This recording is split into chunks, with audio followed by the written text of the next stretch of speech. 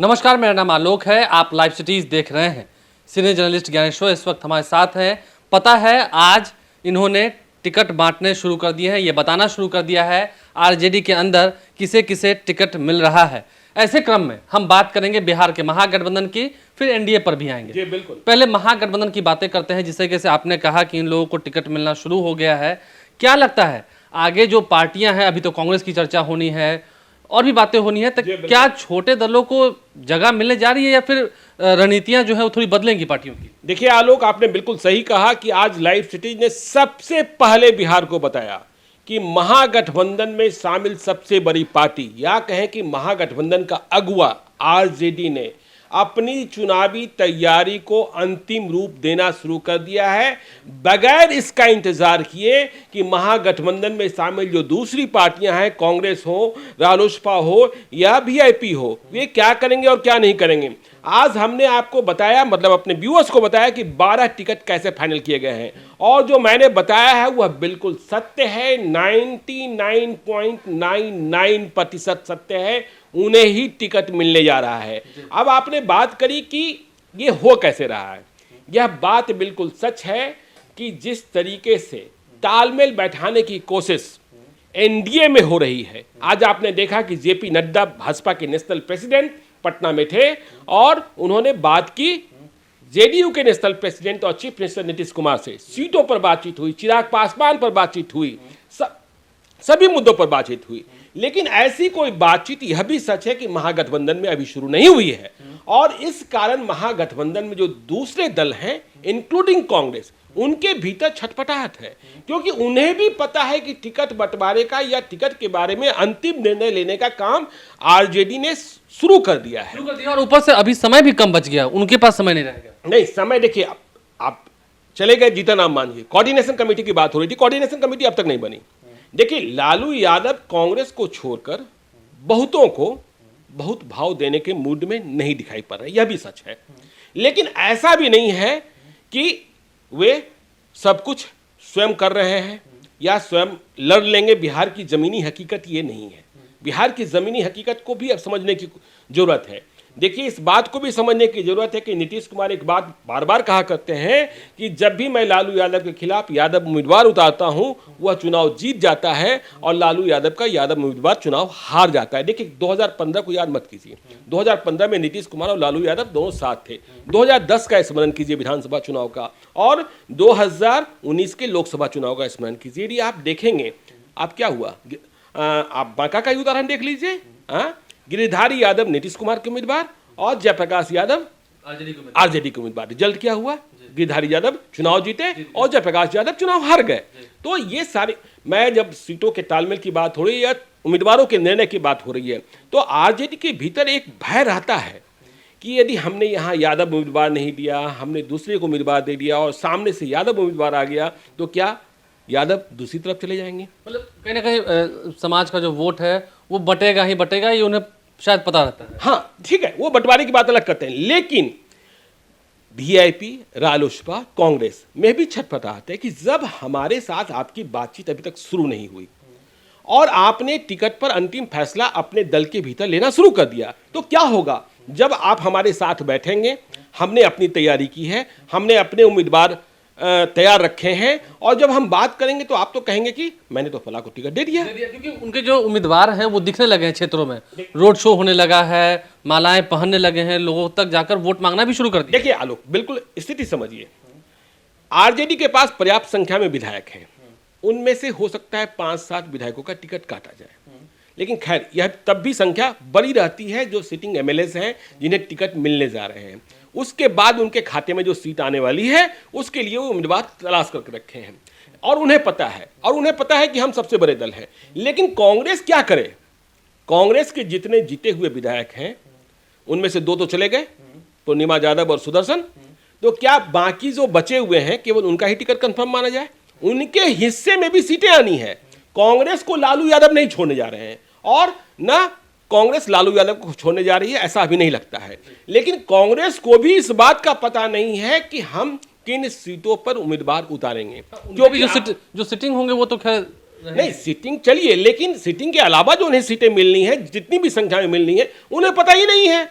उम्मीदवार तो हैं उनके पास, दावेदार भी हैं उनके पास, उनके यहाँ लंबी लाइन लगती है, लेकिन उन्हें पता क्या है, क्योंकि आरजेडी ने अपनी जो तैयारी की है, जिस तरीके से उम्मीदवार तय किए जा रहे हैं, निर्धारित किए जा रहे हैं, कह दिया जा रहा है कि आप जाइए क्षेत्र में चुनाव लड़िए, तो ऐसी स्थिति में कांग्रेस जब बैठेगी सीट पर तो कहा जाएगा कि यहाँ तो मैंने उम्मीदवार तय कर दिया। जिस तरीके से आज आपने कहा 12 जगहों पर नाम आपने बता दिए, अगर उन 12 जगहों पर कांग्रेस के लोग तैयारी कर रहे होंगे तो उनकी तो उम्मीदें आज ही खत्म है ना, कई सीटें हैं। लालगंज में कांग्रेस का दावा चल रहा था, वहां तो तय हो गया उम्मीदवार। ऐसी कई सीटें हैं, ठीक है ना, और हम आगे आने वाले दिनों में भी बताएंगे।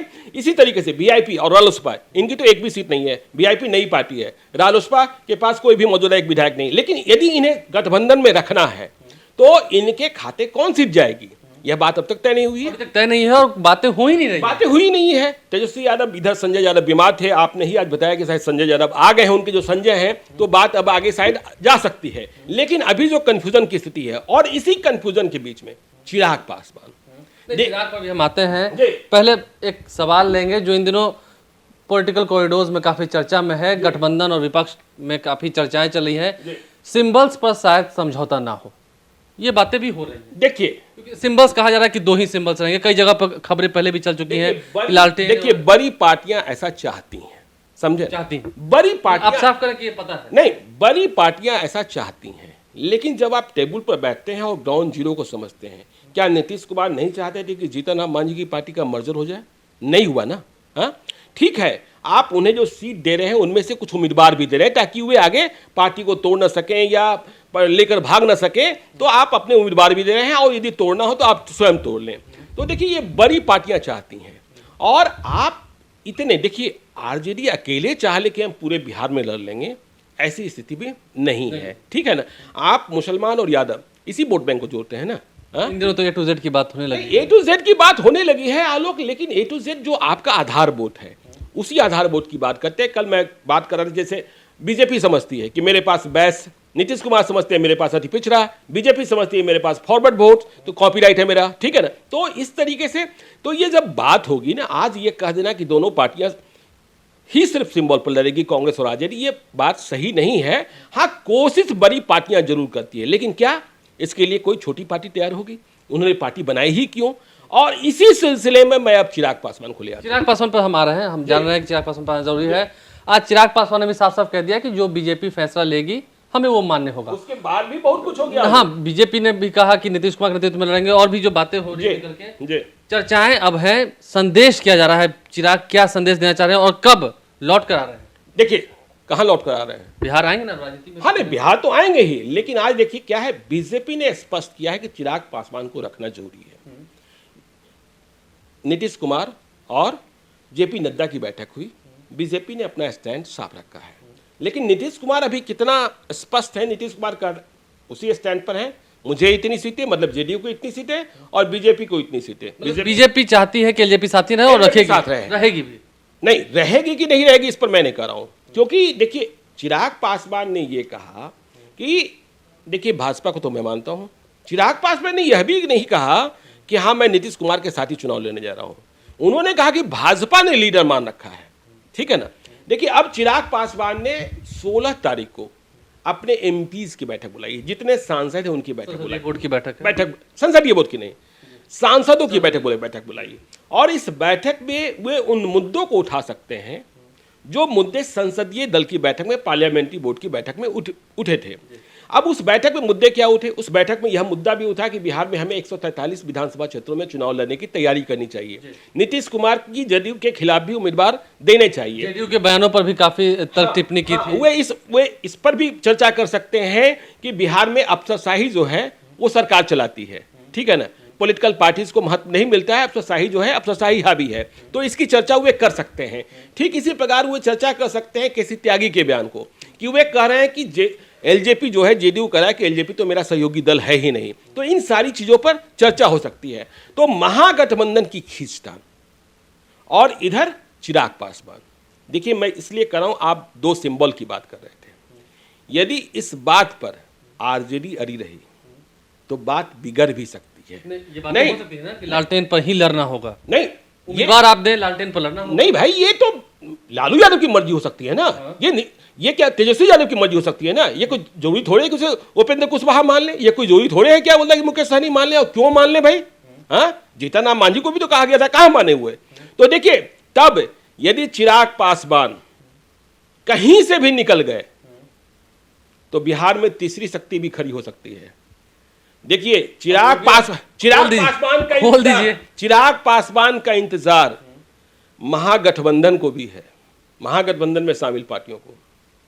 चिराग पासवान का इंतजार कांग्रेस को भी है, तभी वह अंतिम रूप से बार्गेन करना चाहती है आरजेडी के साथ।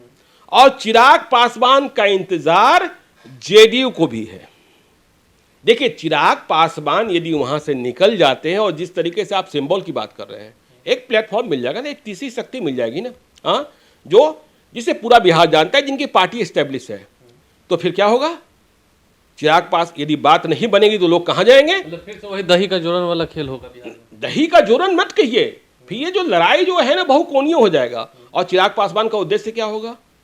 या भाई, उपेंद्र कुशवाहा का मूल उद्देश्य क्या है? नीतीश कुमार को हराना। अब यदि उन्हें इज्जत नहीं मिलेगी, ठीक है, हम भी इस बात से सहमत हैं कि जो ग्राउंड की स्थिति है उसमें वे बहुत फिट अभी नहीं बैठ रहे हैं। उनके जो क्षेत्र हैं वहाँ भी आरजेडी ने उम्मीदवार तय कर दिए, करगढ़ में तय कर दिए, महनार में तय कर दिए। मुकेश सहनी, भाई पार्टी ही क्यों बनाई? पार्टी इसलिए बनाई थी क्या कि मर्जर कर दें? हाँ, तो उन्हें भी चिराग का इंतजार सबको है। और यदि चिराग वहाँ से भटके तो समस्या नीतीश कुमार की भी होगी। नीतीश कुमार जितनी आसानी से समझते हैं कि कुछ भी नहीं होगा, यदि एक नई शक्ति बनती।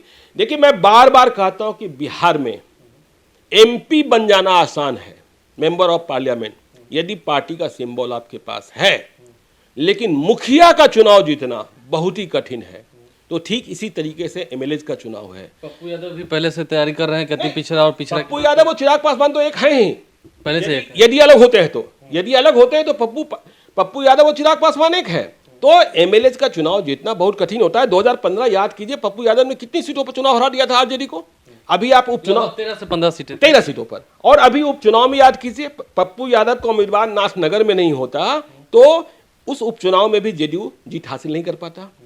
तो एक जगह बस एक जगह वो जीता था। तो चिराग यदि अलग हुए तो एक नई शक्ति भी पैदा हो सकती है। वैसे लोग जिन्हें आरजेडी टिकट नहीं देगा, वैसे लोग जिन्हें कांग्रेस टिकट नहीं देगा, वैसे लोग जिन्हें बीजेपी टिकट नहीं देगा, वैसे लोग जिन्हें जेडीयू टिकट नहीं देगा, वे सब लोग एक जगह असेंबल हो सकते हैं। और अपना वर्चस्व तो खैर उनका रहेगा ही। हाँ, अपना तो रहेगा ही। देखिए, आप कहते हैं ना कि नीतीश कुमार के पास अधिक पिछड़ा, आप कहते हैं ना लालू यादव के पास माई, बीजेपी के पास वैश्य और सवन जातिया, उनके पास भी पासवान है, दलित चेहरा है।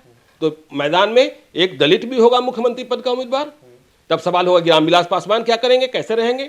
वैसे इस बात की उम्मीद हम अभी खत्म नहीं कर रहे हैं। और जिस तरीके से जेपी नड्डा ने, देवेंद्र फडणवीस ने यह बात कही है कि सब कुछ इंटैक्ट रहेगा, तो उम्मीद की जानी चाहिए कि इंडिया इंटैक्ट रहेगा। लेकिन यदि राह बदली तो परेशानी सबों को होगी, दोनों तरफ हो जाएगी। जी बिल्कुल।